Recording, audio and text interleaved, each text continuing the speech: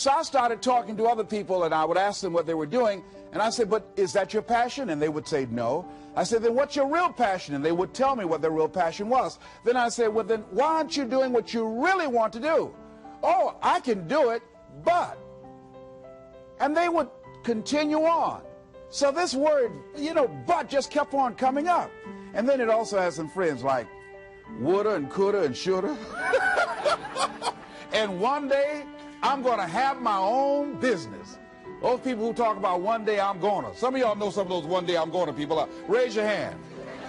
Some of you get up in the morning and look in the mirror at that person. I just tease it, all right? So how is it that many times we block ourselves and we use these words almost like we're in a trance, like we're sleepwalking through life, that we find ways to cancel out our dreams? And I think that but is a dream killer. That a lot of things that we want to do, a lot of places we would like to go, a lot of things we would like to experience, and we just stop at but, and we build a case. In fact, I was reading something the other day that talked about but. It says but is an argument for our limitations, and when we argue for our limitations, we get to keep them. See, but will cause you to procrastinate, but will cause you to hide out behind fear, but will cause you to come up with all type of excuses that you can validate your inaction and not acting on your dream.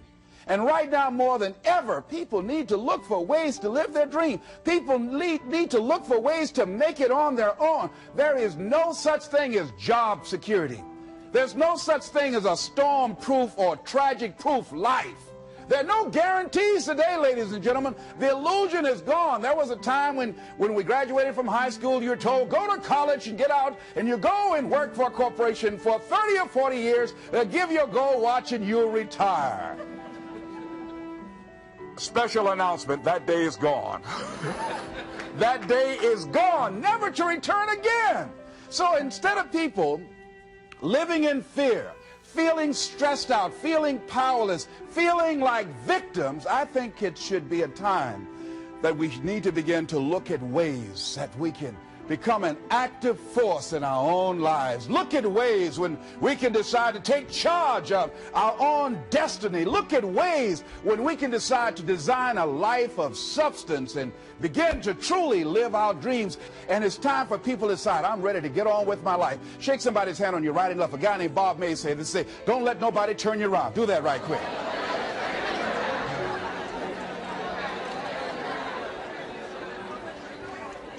Now, a lot of people say, I'm going to live my life one day when things get right. When I get all my bills paid. When I get my feet on the ground. I say, what have you been walking on? See, there are no problem-free moments. A guy named Dimples had a record one time called, If It Ain't One Thing, It's Another. And I say, if it ain't one thing, it's 12 others. Always something there to build a case on why you can't move on, why you can't grow to the next level, why you can't begin to manifest your greatness, why you can't begin to live life on your terms. Always something there to block you, to keep you where you are, and keep you from beginning to develop your true greatness. Always some fear. How do we handle it? And I'm saying that if you've been hiding out behind but, if you've been using the fact that you don't have enough money or you don't have the education, take it head on. Go get the education. I was saying to a guy the other day who was saying, I said, how old are you? He says, 47 years old. I said, your sister tell me that you can't read. He said, that's right. I said, why? Well, I didn't go to school. I said, excuse me, how old are you? 47. 47? Yes. And you can't read or write? Yes. Have you ever heard of adult school, adult education? Have you decided that you should learn how to read to begin to expand your world? Why are you using that as a racket? Why don't you decide now that you're going to expand your world, that if other people can learn, you could learn too? Well, it's hard for me. Have you been and sit in a class yet? Have you signed up yet? No, I haven't. See, a lot of people say no, ladies and gentlemen, to things, and they don't even know what they're saying no to. They haven't even challenged themselves. He hasn't even gone to sit into a class and say, teach me how to read. Instead, it's been easier for him to go through life, he thinks, trying to play a whole con game, pretending he knows how to do something that he doesn't know how to do. And you know what? Most of us go through life like that. Most of us go through life pretending that we're satisfied where we are, pretending that everything is okay, pretending that we don't have any special goals or ambitions or desires, when really deep down inside we do really want more. But if you look at our behavior, if you judge based upon what we do, that really will tell you some true stories about people, because you have to judge a tree by the fruit it bears, not the fruit that it talks about. See, a lot of people pretend that they want more out of life, but all you have to do is watch their actions. That will tell you something. So I used to pretend that I wanted to lose weight, but how could you tell I was pretending? Watch me when I have a piece of sweet potato pie.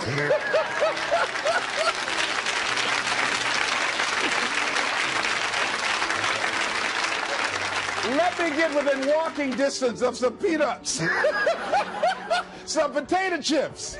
See, I was pretending that I really wanted to lose weight. No, all you do is watch what I eat. I tell you what I'm seriously committed to. People tell you, oh yeah, one day I want to have a restaurant. See, they're pretending they want to go into business for themselves. They're not serious. How can you tell, Les? Watch their actions. Watch what they're doing. The proof is in the pudding. So if you want to do something, if you've thought about something you want to do, take it head on. Decide that you're going to start looking at it, start doing research on it, start tackling it, start becoming involved in whatever and wherever it might lead you, to begin to explore the possibilities in that particular thing that you're seeking, so that you can begin to learn all you can about it. Decide that you're going to face it, that whatever shortcomings you have, that you're going to strengthen yourself there. Whatever training that's required, that you're going to go get that training, that you're going to get started right now. George Washington Carver would say, do what you can where you are with what you have and never be satisfied. S.B. Fuller used to say, and you heard Joe Dudley talk about, always strive to be more than that which you are. Yeah, don't get satisfied with yourself. Always know that wherever you are, you can enjoy more, that you deserve more. But most people, you know what they do? Most people go through life quietly and safely, tiptoeing to an early grave. Find out what it is you want and go after it as if your life depends on it. Why? Because it does. People that have found their passion, people that found the things that they love, people that have found the things that they can pour their lives into, those people live longer. I was in New York and I had to do a seminar at a special church, and a guy by the name of Reverend Johnny Youngblood. And I said, how is it that you were able to build this big housing facility and got all of the various community and religious groups together to have this dwelling for 2,000 residents that were once homeless? How were you able to take on this responsibility? Wasn't it overwhelming? He said, the kind of work I do, he said, it's in me. I've got to live what's in me. And I think that's everybody's desire in life. You got to live what's in you. Life is just too short and unpredictable. But what do we say? But there'll always be tomorrow. Oh no. There's no guarantees you're going to show up tomorrow. There are a lot of people who were here yesterday that they're not here today. There are a lot of opportunities that were around yesterday. They're not here today. Oh, you can wait, but you know what Abraham Lincoln said? Well, good things might come to those who wait, but only the things that have been left over by those who hustle.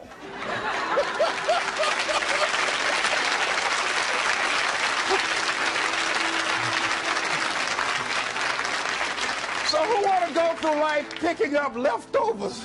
You deserve much more than that.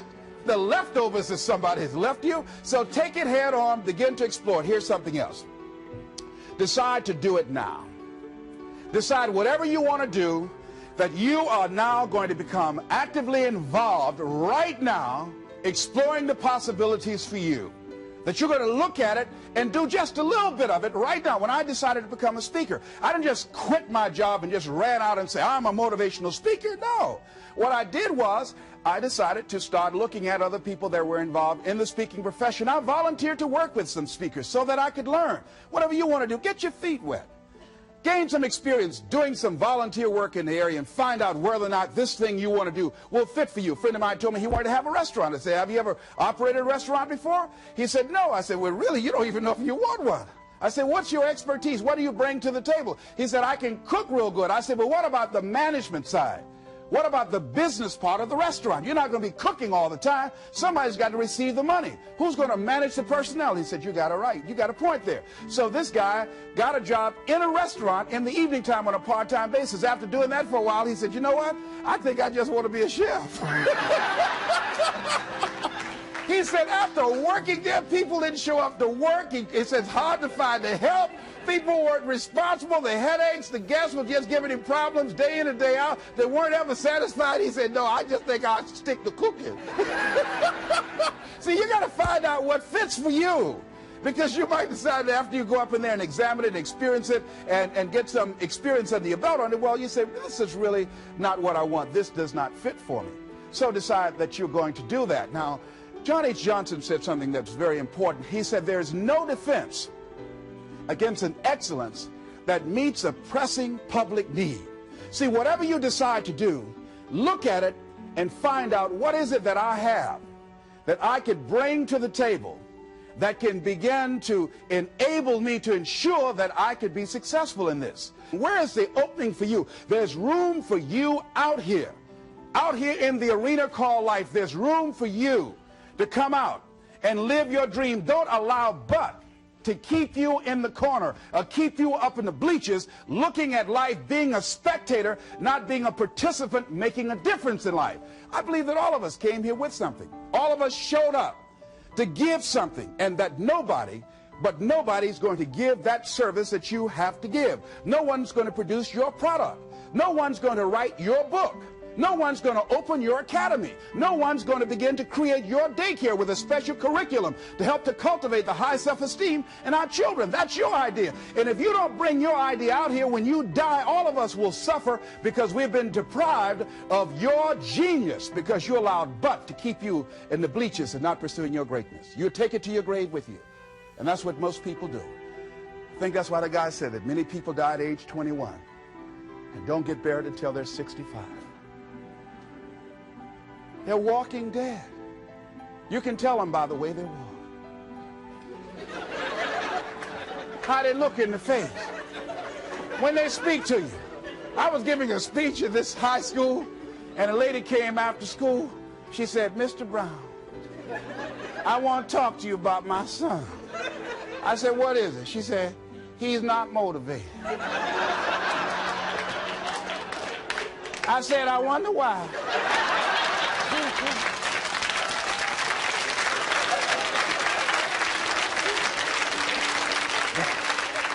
You got to have energy, ladies and gentlemen. You got to have life. If you're excited about what you're doing, even in the area of selling, you know people don't buy because of logical reasoning. People buy because of your way of feeling.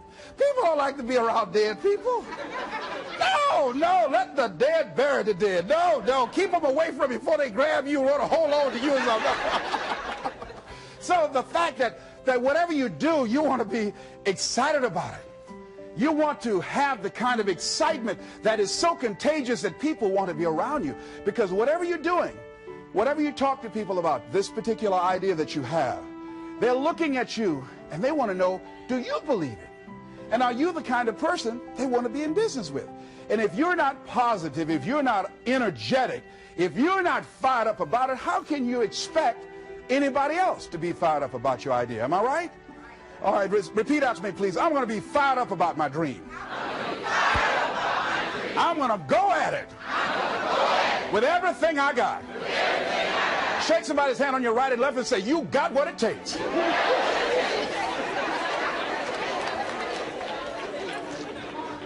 There are a lot of people who say, but I tried once or twice and it didn't work out. And so they use that as an excuse not to ever come out again. Guy said, if at first you don't succeed, you're running about average. So if you have come out here with an idea and it didn't work out 2 or 3 times, well, That's all right. You're running about average.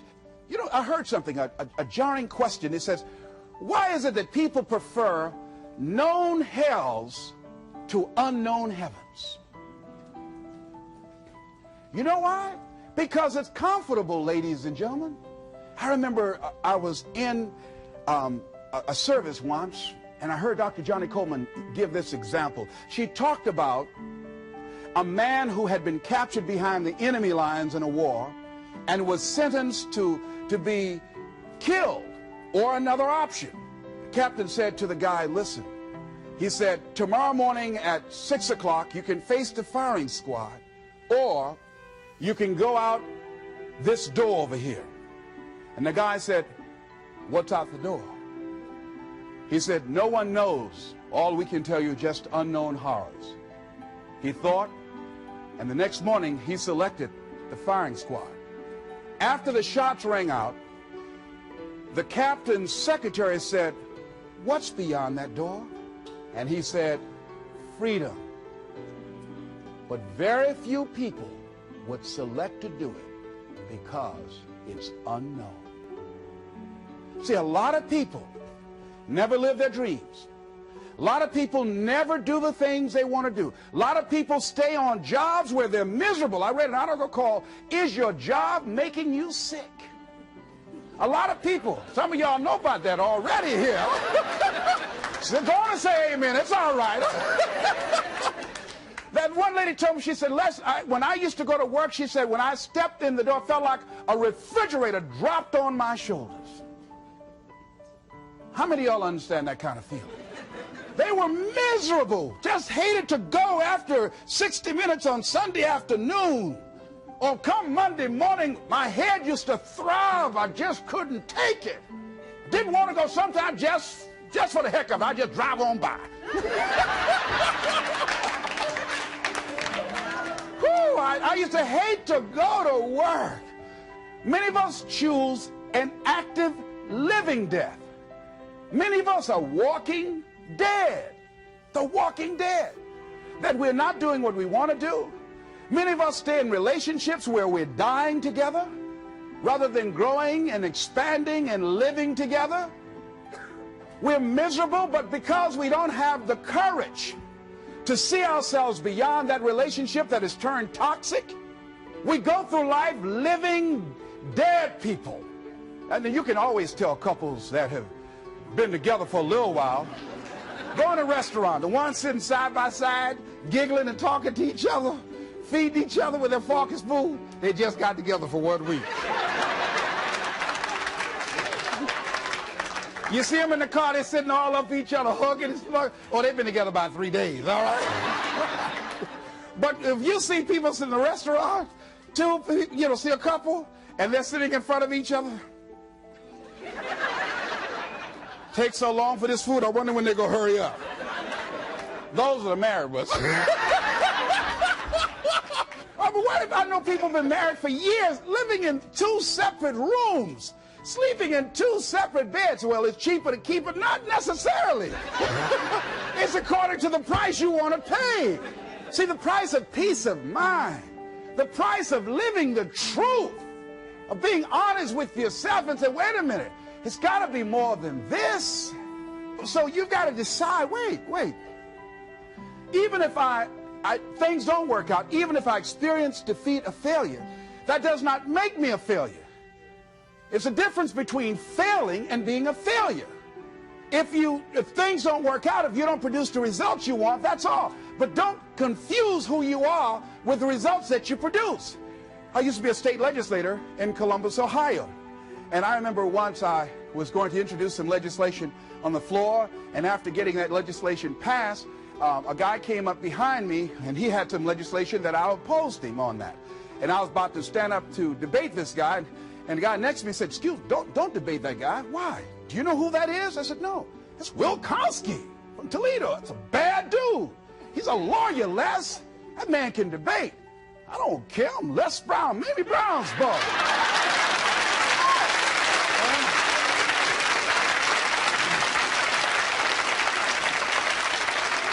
So I raised my hand. Mr. Speaker, he said, the gentleman from the 29th House District, said, yes, sir. To tell the gentleman I'd like to take him on.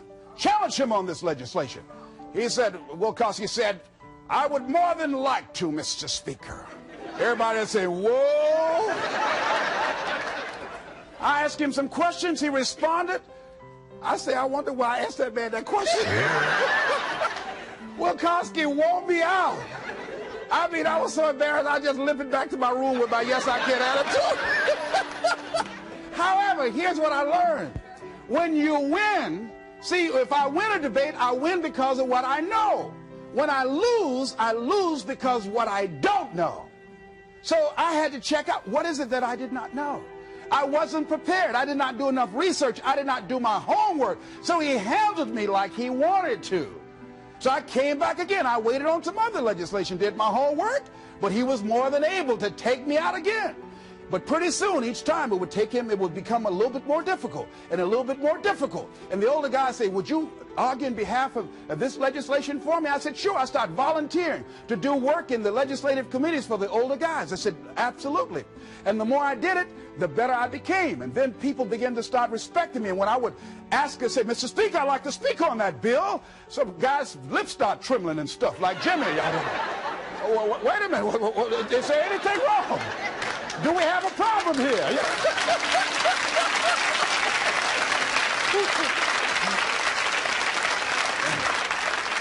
But if I wasn't willing to be humiliated, if I wasn't willing to allow myself to be embarrassed, if I wasn't willing to be debated and defeated, if I wasn't willing to look at it and say, well, I'm just not good as I'm going to be. You know what that lady say? Lord, I ain't what I want to be, ain't what I'm going to be, but thank God I sure ain't what I was. Doesn't that make sense?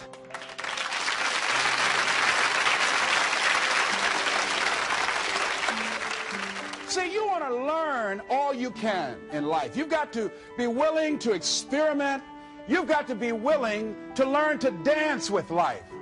You know, Larry DeAndre said, if you don't learn to dance with life, life will pass you by and get another partner. I'm saying you're going to have to dance even if you don't want to. You're going to have to dance with life. So you might as well learn you some steps because it's going to drag you out on the floor anyhow. So you better get out there and try to do the twisters. Try to do something. Say, life is just looking all right. Because life going to put some knots on your head anyhow. I mean, he'll come up in the bleachers and slap you before everybody. That's it. Why? That's called life. No one is immune. Just think, just over a year ago, everybody's talking about Donald Trump. He was a darling of America, the American dream fulfilled. Just over a year ago, less than 2 years. Everything that people were bragging about, this wealthy, invincible American figure. Look what has happened now. Everybody, no one is exempt from that. I was talking to a friend of mine by the name of Maria. And Maria, who was diagnosed as having muscular dystrophy at age 15 and wheelchair bound, figured that enough had happened to her. She was somewhat immune, she felt, unconsciously, from any more accidents or misfortunes in life. Her wheelchair malfunctioned. She fell out, suffered a closed head injury, almost went blind, lost her memory and concentration for a long period of time. She said, on that day, Les, I decided to live. I said, why? She said, life is about today. She said, I felt because what had happened to me, I was exempt somehow. No. Life will knock on everybody's door. I don't care who you are, care how nice you are. Life will come get you. People will dislike you because you're nice. Oh, she thinks she's nice. You tell me it's Miss Goody Two-Shoes. People will dislike you because you look better than they do. Because you have more than they do. They'll be envious and make up lies about you and attack you. Be envious of you. Why? I don't know. That's the way they set it up. I don't know. I don't even ask any questions. That's just the way it is. That's the way it is. Handle it. And that's what Maria said. Les, I'm going to live. She said, and they told me I was going to go blind. I said, wait a minute, can you imagine me around a shopping center in a wheelchair and a walking dog too? Oh, no. She said, I'm going to see, Doc. I've got to. And she can see today. That willpower, that determination, very positive, upbeat person. I say, but don't sometimes you feel sorry for yourself, and don't you wish you had the capacity to do what other people do? She said, I don't waste my time comparing my condition with other people, one. And she said, people that suffer from a lack of motivation suffer mainly from a lack of self-appreciation. She said, I know that I have value, and the fact that I'm in a wheelchair doesn't make me any less of a human being who can contribute something to life.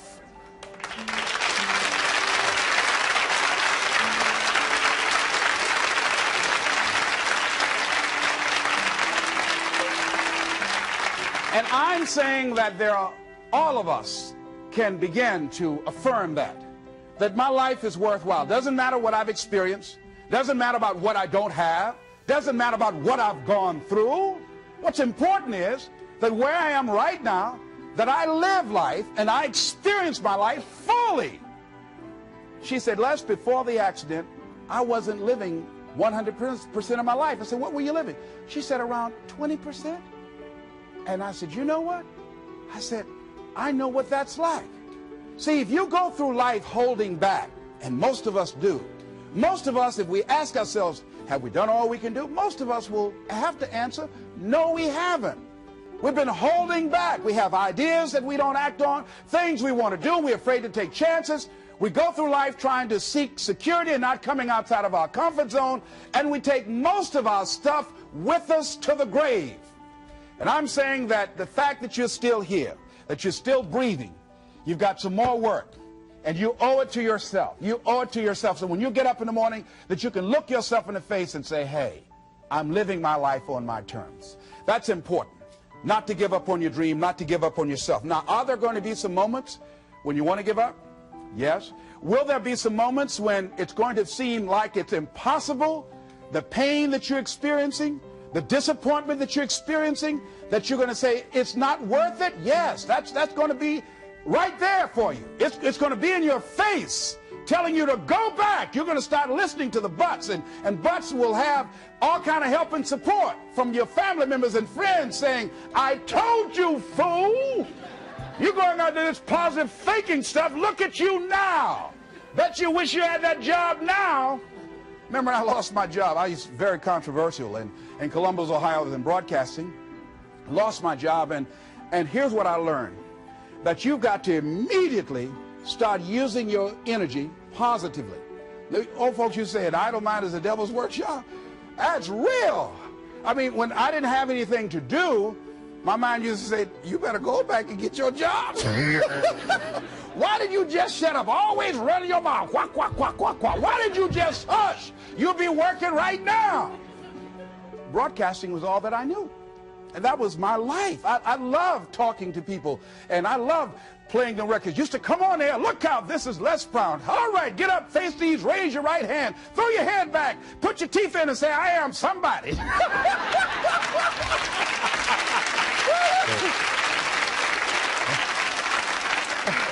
Now here's what you discover when you're real good at what you do. A lot of people find you to be a threat.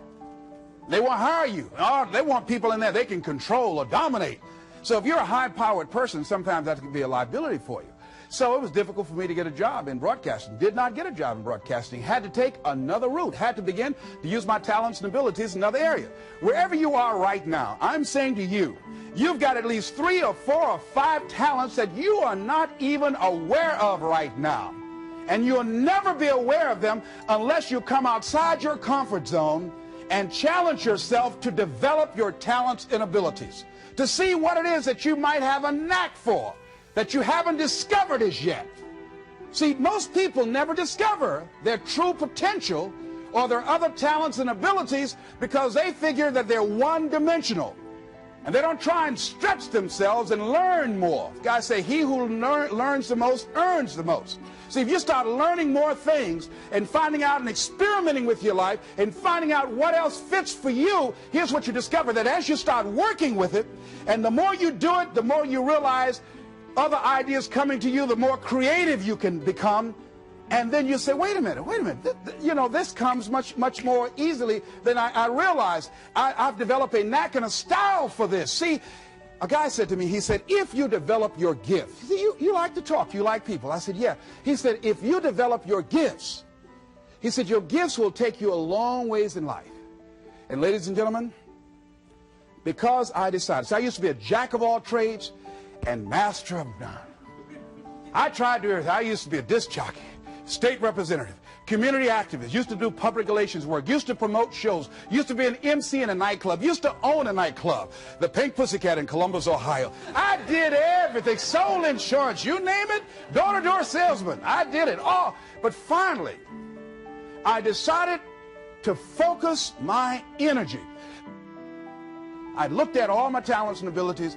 I said, well, I've got to just find what's my one thing, what's my trump card, what's the one thing that I do better than I do anything else. I said, well, I like to do a lot of things. I like to promote, I like to MC, I like to talk, I like being a disc jockey, program director, I like being a community activist, I enjoyed being a state legislator, but I had to find one thing, and I found that one thing.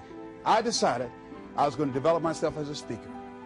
And I started following other speakers around. I started doing research. I would read about Marcus Garvey, Frederick Douglass, Booker T. Washington, Winston Churchill. The truth is incontrovertible. Malice may attack it, ignorance may deride it, but at the end there it is. Carlyle, truth crushed to earth, shall rise again. I would follow Dr. Otis Moss. I read what Dr. Martin Luther King said. He's the greatest preacher in the world. I used to follow him. Of Charles Adams out of Detroit, Michigan. Any great speakers, I would follow them and watch them. I'd be in the back just checking them out. Used to watch Billy Graham on television. Turn the volume down to watch his hand movements because he's so expressive with his hands. I just became a student of the area that I wanted to become involved in. I would go to the motivational rallies, join the National Speakers Association, and watching all these guys. And then I would work and practice in other areas and developing my own style. Sometimes I would imitate other guys, and eventually what you'll begin to do is that you emerge and develop your own style as you do it and work with and work with and work with and work with it. And I say to you, that is so exciting. People that are working on their dreams and developing themselves, they have a different kind of walk. They have different kind of energy. You can tell in the tempo of their conversation, they walk differently. They have a lot of energy. They have a glow about them. People that aren't working on their dream, see, you can tell in how their movement, their body language, their voice conversation, they're real slow. Hey, I'll just call. I wasn't doing nothing. Thought I'd call you. Well, don't do that over here. They look at a lot of television. What's on? I don't know. I'm just looking. No, no, you got to watch this. You don't want to be like that. You want to actively be involved in creating life and making it exciting for you. See, if you watch the news all day and read what's happening in the newspaper, you'll be scared to come out your house. Am I right? You'll be scared around here.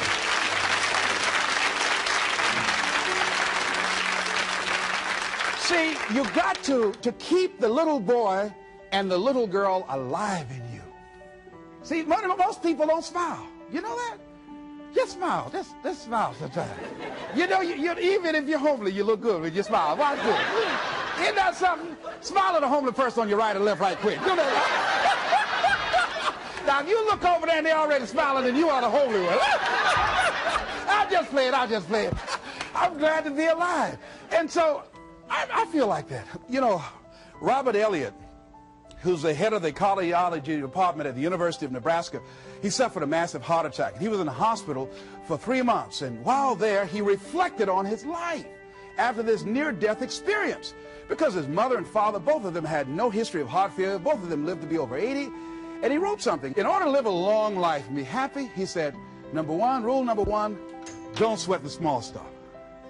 And rule number two, it's all small stuff. Isn't that real? That's real.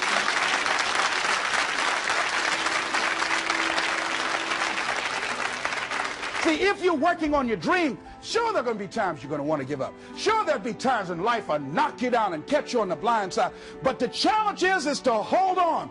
And if you hold on tenaciously, I say the universe is on your side.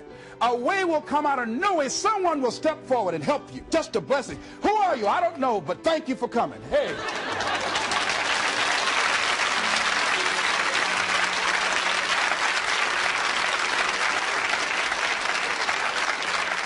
So don't allow the difficult and challenging times to demoralize you. I love to quote this guy, Charles Udall. He said, in life you will always be faced with a series of God-ordained opportunities, brilliantly disguised as problems and challenges. And I'm saying, in your hands, you have ideas. You have been given something to bring to the universe that was not here before you showed up. See, nobody, ladies and gentlemen, is going to give Les Brown's speech. This is my speech. The motivator from Detroit, it's my speech. You can't take Mamie's boy. You can't take my speech. No, you got to go get your own speech. You can't come up here and take my speech. No. So I'm saying to you, can't nobody take your good? See, that which is meant for you has your name on it. No one can take your good from you. That's you. That work you've been given, that idea that you've been given, if you don't come out here with that idea, no one's going to bring your idea out here.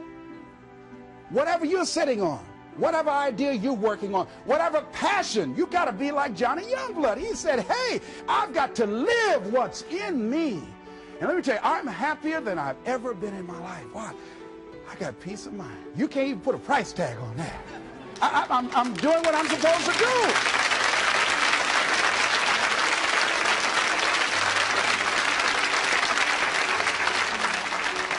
And I say to you, the universe is calling you. A young lady wrote me a letter once after hearing me speak in Detroit, and I had just finished working with some kids, and it really was a short letter. It was a short letter, but powerful. And the letter read, she said, the voice of greatness has called me, and I'm afraid to answer. Ooh, I felt that. I know what it is not to answer. See, I could have been doing this years ago, but I was afraid to answer. I had these buts that I was hiding behind. Like Gideon, I didn't want to come. Not me, not me. I'm not good enough. I'm not. Wait, let me get ready. Let me get ready. You know, you ever seen those perpetual students? Oh, let me get ready. Let me get ready. Got a friend named Carolyn, been going to school 10 years. 10 years. Got all kind of degrees. Ain't doing nothing in life.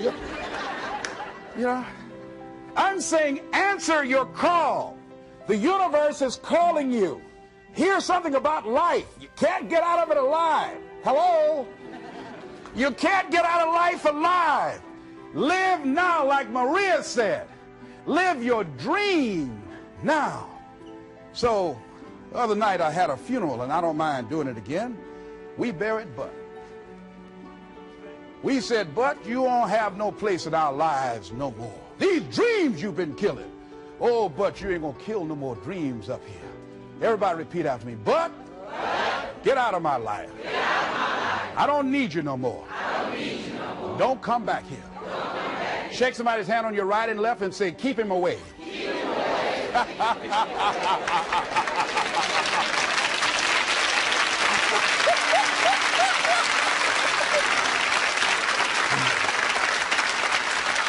So finally I say, look at your life and decide that my life is beautiful, that my life is meaningful to me. I'm not exactly sure what I want to do, but because my life means so much to me, and there are no guarantees in life, I'm going to live as much as I can each day. I'm going to do what I can where I am right now. And whatever I shared with you, I read a book called It Works If You Work It. That's what Johnny Coleman said. See, if you don't decide to act on your dream, if you don't decide to make a decision to live your life, if you don't decide to step into your fears, if you don't decide to say yes to your life, it will never work for you.